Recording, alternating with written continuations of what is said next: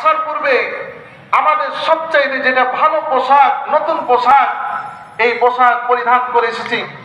মাজাহিরে হক উর্দু মিশকাত শরীফের সরা সেই কিতাবের মধ্যে এসেছে, আজকের দিনে যারা নতুন পোশাক পরিধান করে এসেছে তাদের জন্য ঈদ নয়, বরং ওই সমস্ত ব্যক্তিদের জন্য ঈদ যারা আজকের দিনে আল্লাহ তাআলার পক্ষ থেকে ক্ষমা প্রাপ্ত হয়ে, ক্ষমা নিয়ে জান্নাত প্রাপ্ত হয়ে, জান্নাতি বান্দা ঘোষণা হয়ে বাড়িতে যায়, তাদের জন্য হচ্ছে আজকে ঈদ।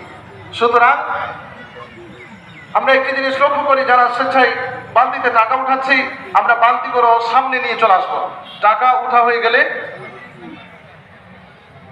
প্রতিটা লাইনে আমাদের বালতিগুলো যায়নি, কোন লাইনে বালতি যায়নি আমরা মুরব্বীরা লক্ষ্য করে, যারা আমাদের যুবক ভাইরা আছে তাদেরকে একটু ইশারা দিয়ে ইঙ্গিত দিই যে বালতিগুলো যেন নিয়ে যায় তারা, এবং প্রতিটা কাতারে এই বালতিগুলো যেন চালানো হয়।